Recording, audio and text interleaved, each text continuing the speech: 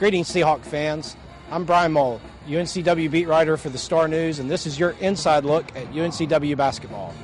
It was a big week for the Seahawks with 2 victories, and we'll have more on that and highlights of the victory over VMI later. But first, Aaron caught up with the concession stand workers and found out what they do during game days at Trask Coliseum. Trask Coliseum is listed as having a capacity of 6,100 people for basketball games. And over the course of 2 to 3 hours, at least one of those 6,000 fans is bound to want a drink, some candy, or maybe some popcorn. Some fans go at halftime or during a timeout so as to miss as little action as possible. For concessions vendors like Raynard McKnight, the lines never really end though. During the game, it's kind of hectic, but it's fun at the same time.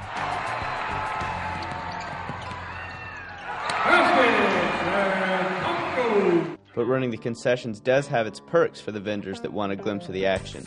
Yeah, I take a peek in every now and then when I'm running from station to station. And even when the lines back up and the vendors can't sneak that quick little peek, the fans can be their source of information. Sometimes they'll come in and they just be so excited about it, they'll tell you the score. They keep you updated.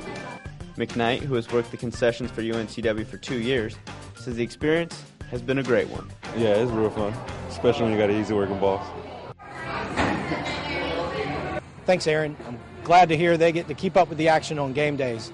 There was certainly plenty of action last Tuesday night when VMI came to Trask Coliseum, and the Seahawks set school records for points in a game and dunks. Let's get to those highlights now. 32, John Neal. VMI entered Trask Coliseum last Tuesday looking to run and gun, and UNCW was happy to oblige. The Seahawks pounded the smaller Keydets inside on both ends of the court and set what is certainly a school record by throwing down 10 dunks. While each of those slams ignited the crowd, it was the suffocating defense that pleased Coach Benny Moss.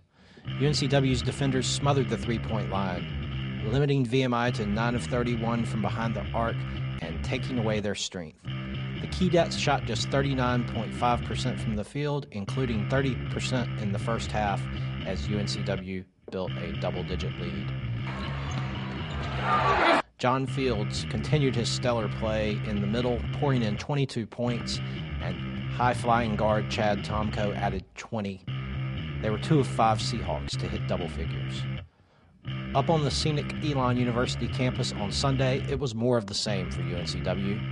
Facing a smaller, less athletic opponent, the Seahawks used their length and speed to impose their will on the Phoenix, who are rebuilding under first-year coach Matt Matheny.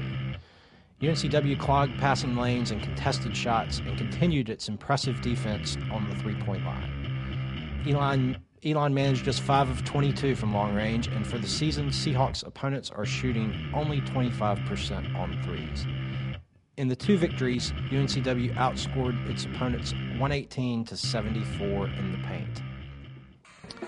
UNCW is cohesive and playing with confidence and has 5 days to prepare for the CAA opener on Saturday. Rival George Mason comes to Trask Coliseum with a young but talented team that will test the Seahawks' defensive pressure. The Seahawks guards could be the key to this matchup, as Patriots coach Jim Larinaga will scramble and apply pressure in hopes of creating turnovers and easy baskets. After the game, the Seahawks will break for exams. In the CAA this week, William & Mary scored an unbelievable victory, knocking off Wake Forest of the ACC, while Old Dominion dropped 2 tough games to Missouri and Mississippi State out at the South Padre Invitational. The Seahawks, with their 2 victories, are 1 game below 500 and will have a chance to even that mark against George Mason. Okay, folks, that wraps up another edition of Hawk Talk.